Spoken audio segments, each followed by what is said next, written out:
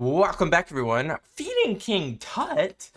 We don't talk too much about Egypt, which is a shame, given that they are probably one of the greatest civilizations to ever exist. Unfortunately, around 31 BC, they kind of ceased to exist unless you count everything that happened after the fact. Just my opinion. I think, ancient Egypt is probably one of the craziest, most fun things to talk about. And today we'll be talking about an 18th dynasty ruler known as King Tutankhamun, who changed his name after the Akhenaten dynasty fell. Something like that. I don't know too much about it, but we do have Max Miller here to fill in the blanks. Oh, I love he has the death mask in the background. Let's go.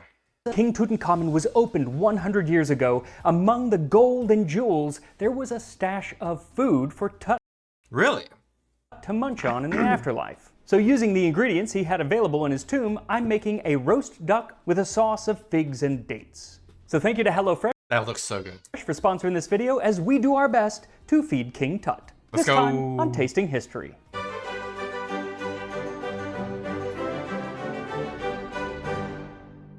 "100 years ago, in November of 1922, archaeologist Howard Carter, under the patronage of George Herbert, 5th Earl of Carnarvon, rediscovered the tomb of the New Kingdom pharaoh Tutankhamun, better known as King Tut.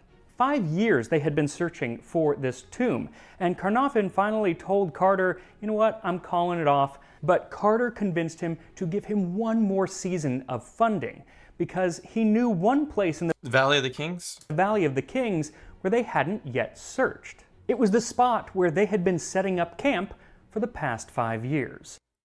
What? Has anyone searched, like, exactly where we're standing? Nobody? That's Oh, crazy. this could be really embarrassing. And just a few days after they began to dig, they came across the first step leading down to Tut's tomb. Like, how do you even start? That's just the crazy part.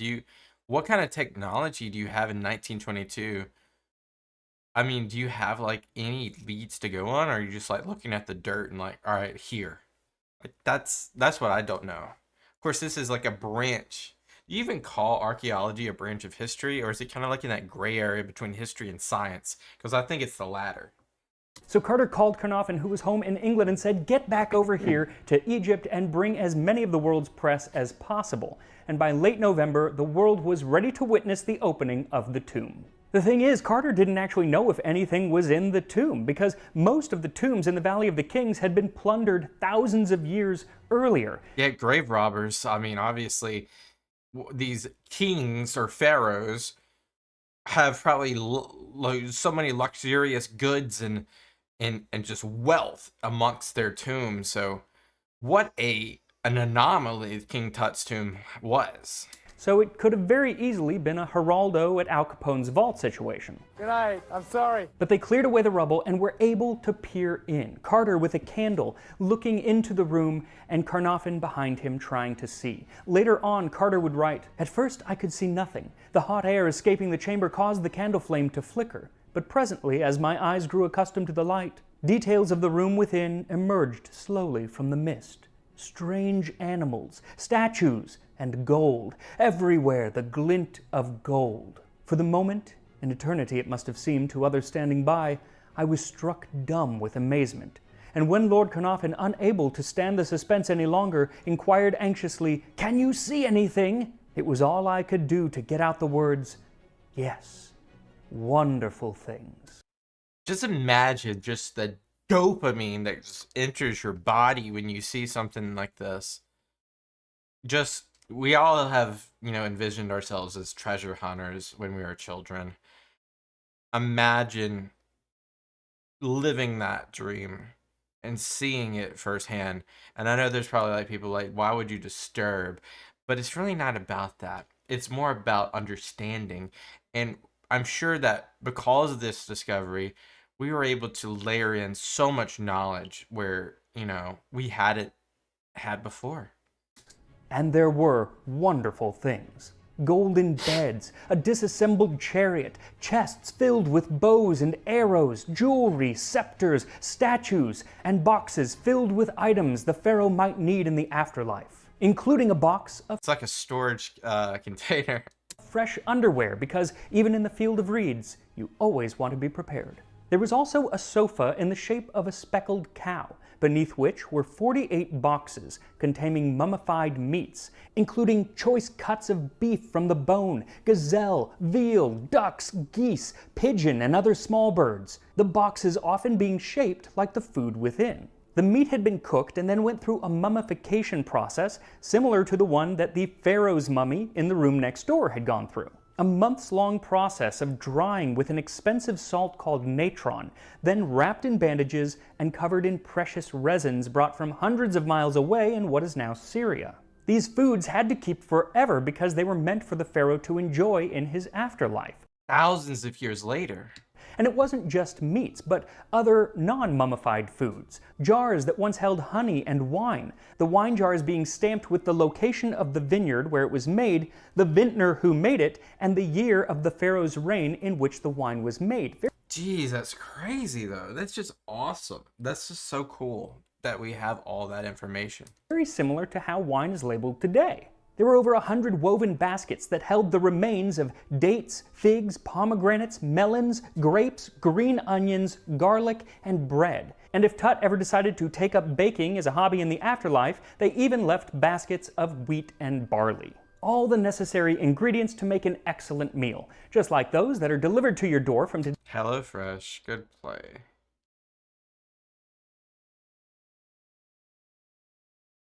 My code tastinghistory60 at hellofresh.com. Now, unlike HelloFresh, the ancient Egyptians did not leave us any easy-to-follow recipes. They really didn't leave us any recipes. There are depictions of them cooking left on tomb walls, but nothing that tells us exactly how they made their food. So to prepare a meal Just all a guess. for King Tut to enjoy in the afterlife, I'm going to rely on the ingredients that would have been available to him in his tomb, along with some educated guesswork. So with that in mind, we're going That just looks so good. to make a roast duck with fig and date sauce. And for that, what you'll need is 1 duck, about 5 pounds or 2 kilograms, a few stalks of fresh herbs. I'm using marjoram and dill, which were both available in ancient Egypt. 5 cloves of garlic chopped into large pieces, some green onion chopped into large pieces, plenty of salt, and about a 1/4 cup of honey. For the sauce, you'll need 1 to 2 tablespoons of olive oil, 1 cup of minced green onion, 1½ cups or 350 milliliters of red wine, 2 tablespoons of red wine vinegar, 15 figs preserved in honey. You can use fresh figs as well, but the ones preserved in honey are fantastic, and you want to cut them into fairly small pieces. You also want to cut up 15 dates. And they need to be pitted, and the ones actually found in King Tut's tomb were pitted. Whoa, he's a royal. Come on now. We ain't gonna mess around here. For him because he's a pharaoh and he don't have time to pit his own dates. Exactly. So when it comes to actually cooking the duck, the ancient Egyptians had a few different methods. Most popular were either boiling or roasting over an open fire. Unfortunately, I don't have an open fire here in my kitchen other than the little one on the stove, and I don't think that's gonna go very well, so I'm going to roast it in the oven. So remove the giblets and trim the skin of the neck. And by the way, if they had an oven, they would use it. So, it's obvious that the method of cooking isn't as important as long as the meat stays about the same tenderness. Making sure the duck is nice and dry, score the skin of the breast with about 3/4 of an inch between each cut. You're going to do this in a crosshatch or diamond pattern, and you want to make sure that they are very shallow cuts. You're trying to cut the fat, but don't want to cut into the meat. Then cut a few more slits in the under part of the duck wherever it's fatty. Rub a couple teaspoons of sea salt inside the cavity of the duck and another heaping tablespoon on the outside. You want to get all over, but really focus on the breast, making sure that salt gets in those slits. Then stuff the herbs, onions, and garlic into the cavity. This is just for flavoring. You're not actually going to eat the stuffing, so just stuff it in there however you want. Then tuck the extra skin in and truss the legs, tying them together with... This is just an art, by the way. And this is very akin to I'm recording this the day after Thanksgiving. This is very akin to how you would do a turkey. a bit of kitchen twine. Then if the wingtips are sticking out, you want to cut those off, or you can just tuck them in under the duck so they don't burn. Also, you want this duck nice and dry if you want a crispy skin. You can just pat it dry, but it's better to leave it in the fridge for 8 to 12 hours. And yes, I know the ancient Egyptians didn't have refrigerators. Or an oven. But well, maybe they did have an oven, but nothing like this. one, they were in a desert, and two, Tut's duck has been sitting there for 3,000 years, so you can bet it's very, very dry. Now once you're ready to cook the duck, line the bottom of a roasting pan with some crumpled up aluminum foil that will catch the fat and keep it from burning. Then lightly oil the rack and place the duck on it, breast side up. So you gotta have a full-on setup for this thing. Then set it in the oven at 425 degrees Fahrenheit or 220 Celsius, let it cook for 15 minutes, and then lower the temperature to 350 degrees Fahrenheit or 175 Celsius. So you're getting it crispy and then you're cooking it throughout.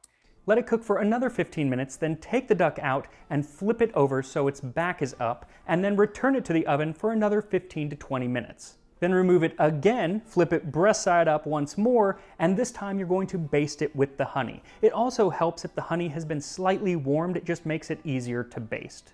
Then you're going to return it to the oven and let it cook for another 10 to 20 minutes, maybe basting it one more time, you don't need to.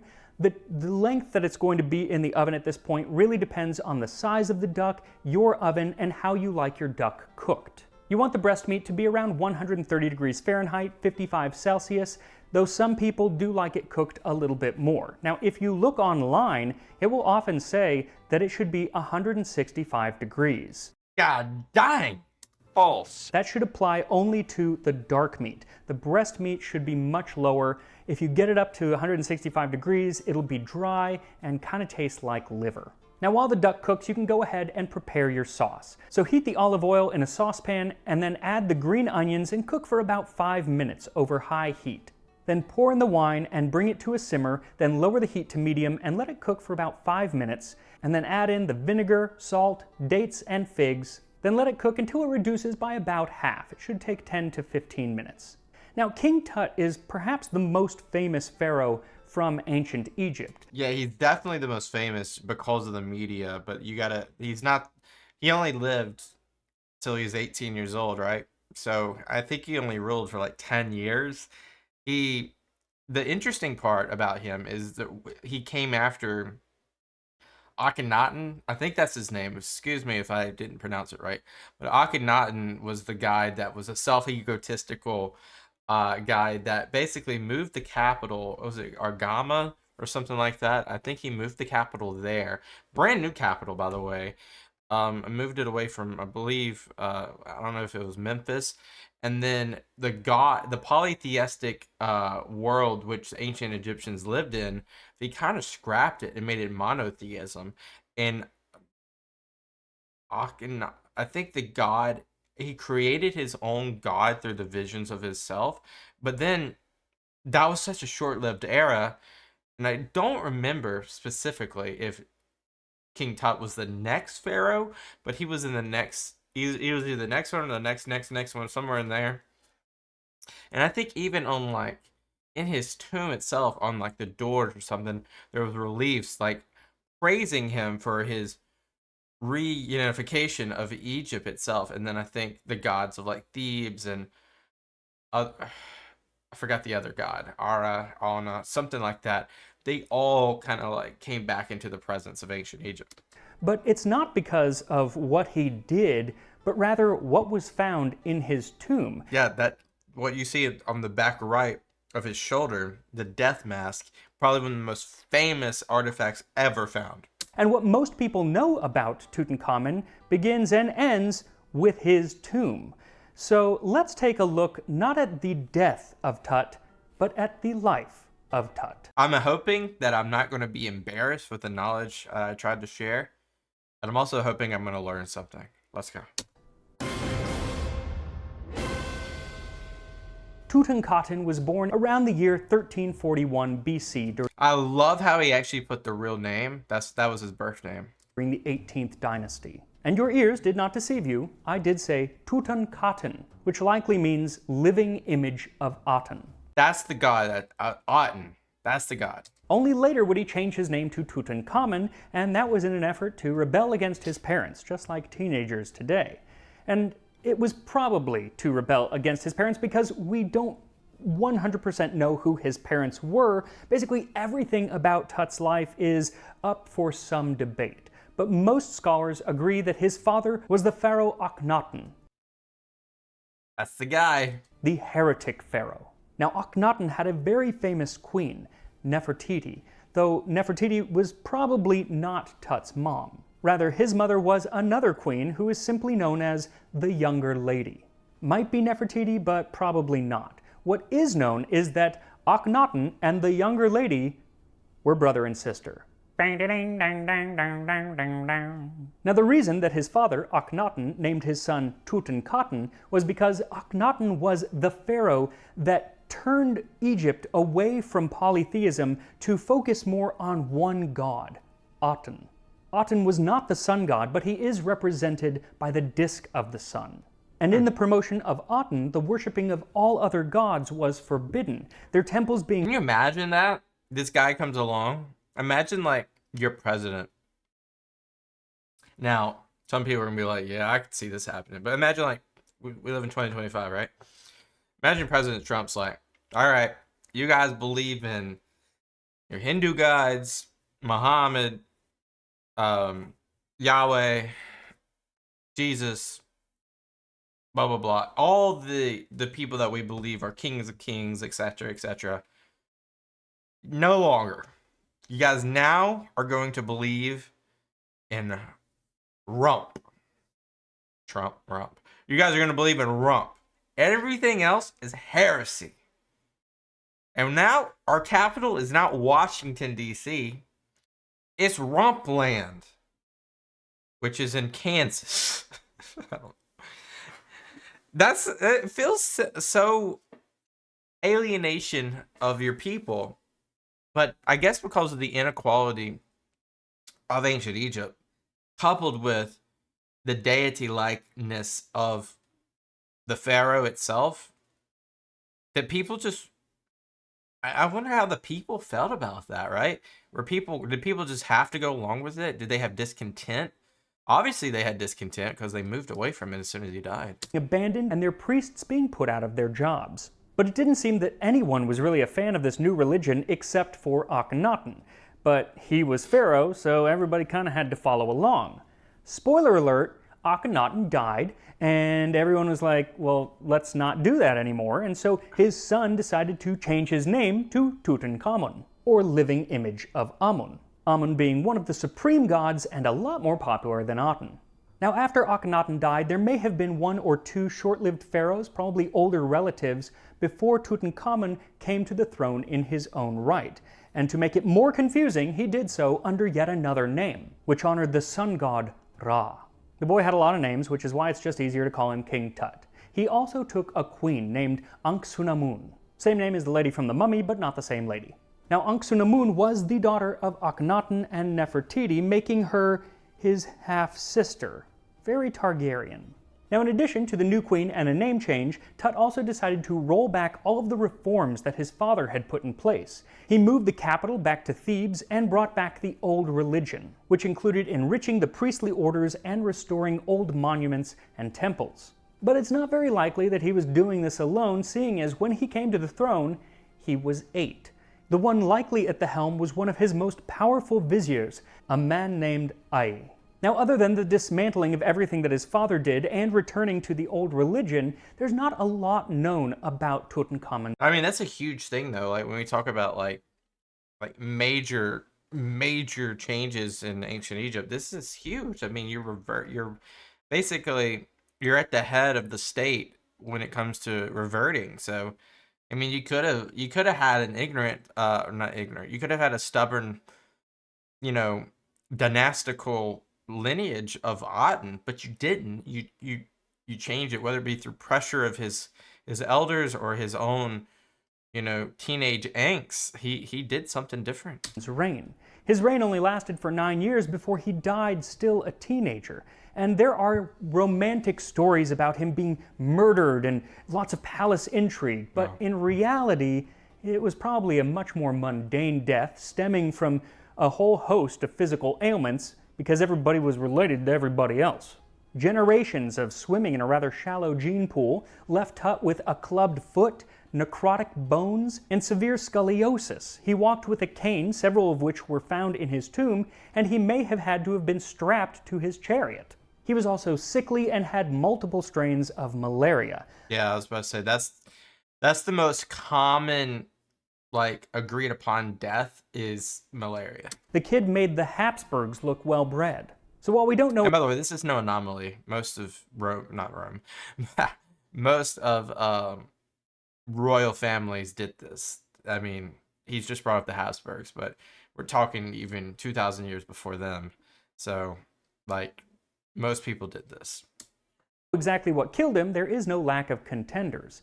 And the reason that we don't know how he died or that much about his parentage or his reign is because after he was gone, there was an effort to wipe him away from the history books. See, after he died, Ai, who was the power behind the throne, became pharaoh himself. But after he died, Horemheb became pharaoh. Horemheb had been a general under Tut and Ai, and I'm guessing he didn't really like his bosses because when they died and he became pharaoh, he made an effort to wipe everything that had to do with them and, more importantly, with Tut's father, Akhenaten, out of the history books. Ah, it was a religious thing, huh? The goal was to pretend that the Amarna period, that time of worshipping Aten and the years following, had never even happened. And he did a very good job. While their names were not completely forgotten, most of Tut's reign was lost to history, and we would know even less had his tomb been subject to the same ravages and robberies that many of the tombs of more famous pharaohs had in the past. Now, Tut's tomb was robbed at least twice in antiquity, but they were very, very soon That's crazy right there. after he was entombed, and it doesn't seem that they really got past that first room. And as his name was wiped from history, so was his tomb, because not long after it was built, another tomb was built nearby, and the debris from its construction buried the entrance to Tut's tomb. Even workers' houses were built over the entrance, and so it disappeared for millennia. It wasn't until 1922, only a decade after another Egyptologist said, "I fear the Valley of the Tombs is exhausted," that Howard Carter peered into the tomb and saw wonderful things, like this roast duck with fig and date sauce, or at least the ingredients to make it. So once the sauce is thickened a bit, take it off the heat. It'll continue to thicken as it cools, but it's not going to get as thick as something that has been thickened with cornstarch. So if you want it that thick, add cornstarch. As for the duck, once it's ready, let it sit for 10 minutes and then go ahead and serve. And here we are, roast duck with a fig and date sauce, as might have been eaten by King Tutankhamun. And here we go. Probably amazing. It's probably good. That's fantastic. So I love duck. Not everybody does, but I really love Duck is really good when you do it right. Last time I had duck was duck tacos. And hold on. Not your traditional tacos, like specific, like, you know, like fish tacos. So imagine like duck. Yeah. duck. Even when it's a little more cooked than I typically like. Sometimes timing things is very hard, and it will go from medium rare to a little more well done. It's not well done, but a little more well done very, very quickly because it will keep cooking even after you take it out of the oven. Yeah. But it's not dry. It's more done than I like, but it's not dry yet. Flavor is just fantastic. What's really lovely is that sauce. Really? It reminds me. I was scared about that sauce, especially when anytime you add red wine vinegar, you just got to be so precise, because if you're not precise with that measurement, it's just going to be so vinegary. Of cranberry sauce, in that it's smooth and yet it has like pieces of the fruit in there. The wine, there is no alcohol flavor to this at all. It's kind of all cooked off, so you're just getting the rich flavor of it without any burn from any alcohol at all. You wouldn't even know that wine was actually the main ingredient here. I do think as it gets colder, just like cranberry sauce, as it gets colder, it's going to start to firm up even more and more, And maybe that's a good thing. I think this could be eaten cold. It doesn't need to be eaten hot. In fact, This looks like a really good Thanksgiving food. A really good Thanksgiving food. they probably would have eaten it cold. Now, for those of you who have stuck around here to the end, I'm going to share with you a picture of when I played Lord Carnarvon in a play back in my 20s about King Tut when I first moved to New York. So, everyone should make this because I think everyone would, even if you don't like duck, make the sauce. Put it on a different bird or something else because the sauce is just wonderful. It's sweet, yet it's more complex than a cranberry sauce. It's not as sweet as a cranberry sauce because it's not filled with sugar. And the fruits are different than something that we're used to. It's actually perfect for Thanksgiving or Christmas, which are coming up. Anyway. Awesome, awesome, awesome, awesome, guys. We'll leave it right here. This is King Ramses. Is it 6? Ramses the 6th tomb. Yeah, I think so. Anyway, yeah, very interesting time. The 18th dynasty of ancient Egypt. I can't remember which period that is, if that's the New Kingdom or the Middle Kingdom. Nevertheless, what a interesting the only thing that hurts my heart is we just don't know enough. We don't know enough. Like, imagine what we know of like the Greeks or the Romans. Obviously, they're closer to us in time. But so much of history has been lost in the sands of time in Egypt. From the mouth of the Nile Delta all the way up to the upperness of the upper delta, down to like the land of Punt and everything in that area. So much knowledge that has been lost, and maybe one day we'll find it. But I'll leave you guys with this. It's exciting stuff. And because of that, if you guys have any videos around ancient Egypt, leave me some videos suggestions down below. We really haven't done but maybe like 2 or 3 videos on ancient Egypt, which is such a sad thing, given they've had, like 3,000 to 4,000 years of history. Thank you guys so much. I'll see you guys next time. Peace out and bye-bye.